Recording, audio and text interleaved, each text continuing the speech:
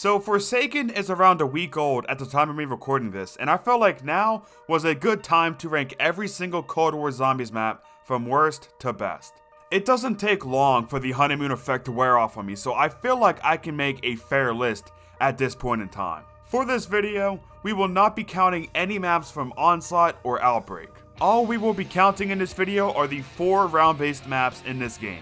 I'm not the biggest fan of Cold War Zombies, but even I have to admit that there has been some really good maps, but there has also been some really bad maps. And our job today is to rank those 4 round-based maps in Cold War Zombies. So with that being said, if you guys do enjoy this video, do me a huge favor and drop a like and subscribe if you are new. And with that being said, let's jump straight into this ranking. Coming in at the number 4 spot, the worst map in Black Ops Cold War Zombies is Firebase Z. There are certain zombie maps in games of the past that drove away some of this community, and Firebase Z did that for me. Although it didn't completely drive me away from zombies, it has made me by far the least interested that I have ever been in COD Zombies ever since I got into it in 2011, and got into it hardcore in 2013. Firebase Z made me the least interested in COD Zombies I have ever been. I've had more fun in the driest periods of IW Zombies, World War II Zombies, and even BO4 Zombies, so that's part of the reason why I don't like this map. Another reason is just how poor the gameplay is on this map. There's the setup for one, which is one of the worst ever. Turning on 3 different generators is a decent power system when it's done correctly. But why this is so bad is you're gonna be doing this on round 3. So you'll have the charge meter filled up most of the way, then you'll kill the last zombie and have to wait 30 seconds to find another zombie just to finish turning on that generator because for some reason, they don't infinitely spawn. If they were gonna do this power system, they should have made it like Garage where the zombies infinitely spawn the whole time you're trying to turn the power on. Or at least just make the powers survive for a certain amount of time.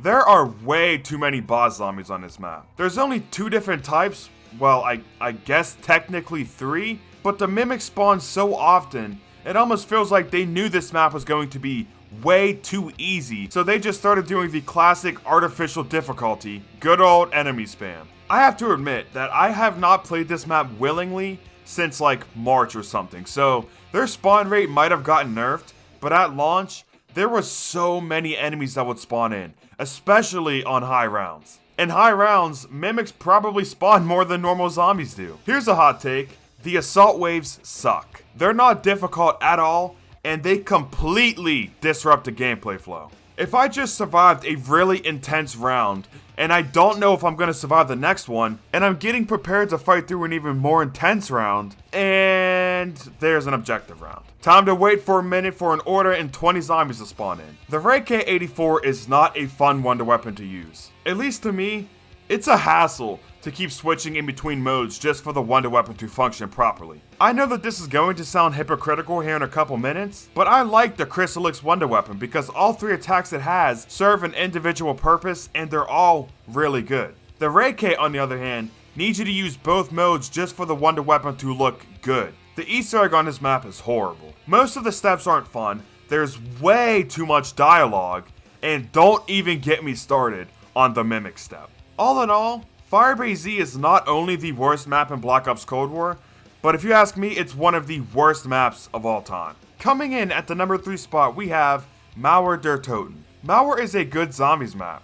It has good flow, even with the rappel system, which, to be honest, I never thought that Treyarch was actually going to be able to implement this into a zombies map and make it work. Klaus is a great addition to the map. I absolutely love the Civil Protector in Shadows of Evil. So, needless to say, that I was pretty excited to see something like that return to a zombies map. The special enemies on this map are great, and I think they're all balanced, unlike the Mimic. This Easter egg is actually fun to do for the most part. The Cerberus Wonder Weapon is really cool and innovative. I don't know if they got the idea for the Cerberus Wonder Weapon from Dead Ops Arcade 3 with the chicken fate, or if it's just a pure coincidence that they made the weapon just like that. But regardless, the Cerberus and the 3 elemental upgrades are all really fun to use. I do wish that there was an upgrade quest for the elemental versions, instead of just killing a zombie and having a random chance of him dropping it. I wish when you did an upgrade quest to get one, that you would have a lot more ammo in it, and it would be permanent until you switch back to the other versions. Kinda like how they did it with the D Shockwave on Dimashina. There are a couple things that I don't like about this map, however. I know I said earlier that I liked all the enemies in this map, and that was a bit of an untruth. I like all the enemies on this map except for the Tormentors. They're not as annoying as the Plague Hounds, but they still are super annoying whenever you have a good train going and a Tormentor explodes and ruins your whole horde. But overall, the gameplay on this map is really good. Why it's number 3 and why I'm not a big fan of it is because of the atmosphere. In just about every map for Cold War Zombies, the atmosphere just doesn't click with me. You can have a great yet simple atmosphere. Into the Storm from the Tortured Path is a great example of that. That atmosphere is great, and it's a fairly simplistic environment. This map just doesn't do the same though. It just feels very bland from an aesthetic standpoint. If the map was better aesthetically, then it would probably be number 2 on this list. Because like I said, the gameplay for this map is great, but how this map looks and how it feels when you're playing it is what puts Mauer Toten at the number 3 spot. Coming in at the number 2 spot, we have Dimashina. Dimashina is such a good map. I know I give it some flack whenever I do tier lists and whenever I talk about the map as a whole, and that's for 2 reasons. I played this map to death at launch, so every time that I play it, I pretty much just verbally eye roll. And 2, up until the absolute beast of a map came out, I hated Cold War Zombies. Like I said, I absolutely love this game at launch, but when I think of this map, I think of Cold War Zombies as a whole. And the hatred I have for Firebase Z and the utter disappointment that was Outbreak, I tied all of those bad experiences to Dimashina. But just talking about the map, it is a great launch map. Everything from how the map flows, to the actual gameplay of the map, to even the map's aesthetics. This is a great zombies map.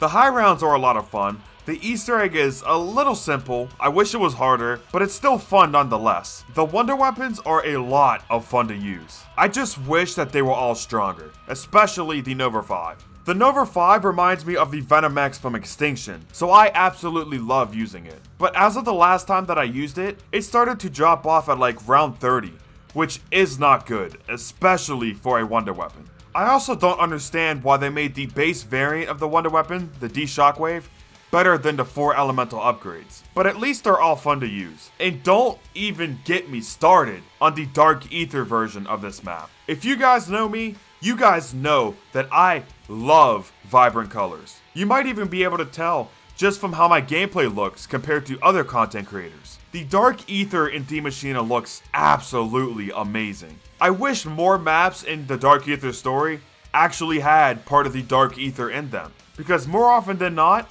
I'm playing in the Dark Ether version of this map. Overall, Dimashina is a great map that was a very strong start to Black Ops Cold War Zombies. And coming in at the number 1 spot, obviously this should be no surprise to anybody, is Forsaken. This map is a gem.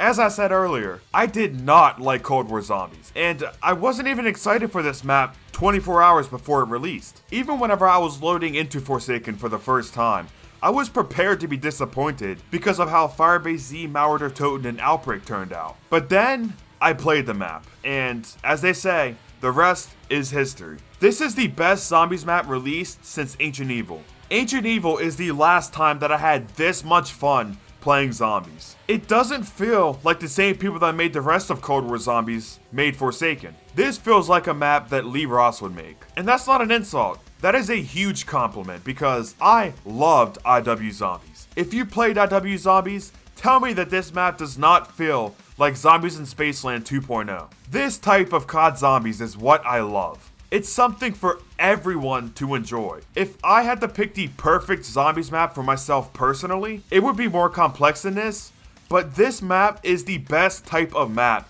this community can get. It's fun and replayable, with great map flow, a story that even got me, of all people, interested in the Dark Ether story, and a kick-ass wonder weapon.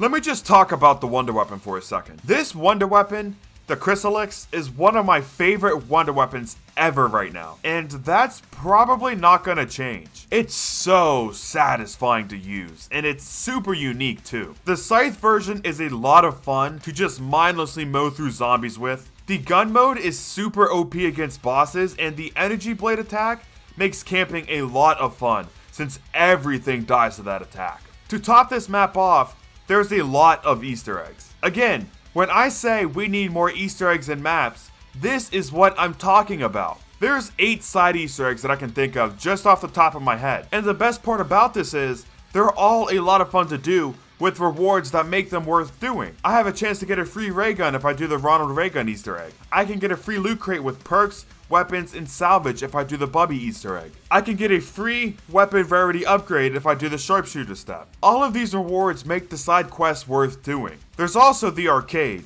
which is one of the biggest things that makes me feel like this is Zombies in Spaceland 2.0, made by Lee Ross. I'm not lying whenever I say that I never thought that I would see anything like this in a Treyarch Zombies game. There's 3 arcade machines and they all serve a very specific purpose to help the player upgrade themselves faster. Upon completion, the Endura arcade machine gives the player around 5,000 points, the Knocked one gives the player a full power drop and a bunch of salvage, and the DE one gives the player a free random weapon, a little bit of salvage, and there's a chance of there being a free perk in the crate as well. The best thing about all of these are, they are all different. The arcade is just absolutely amazing, and it's one of my favorite features in IW Zombies, so needless to say, that I'm very, very happy that something like it came to a Treyarch game. The boss is some sort of Margwa from the Dark Ether, and to a Shadow Simp like yours truly, I love to see him, or at least a variation of him, return to COD Zombies. On top of all of the great things in this map that I just mentioned, we got the return of Edward Richtofen. I don't care what anybody says. Not only is Forsaken by far the best map in Black Ops Cold War Zombies, but I think it will end up becoming one of the fan favorites in this community.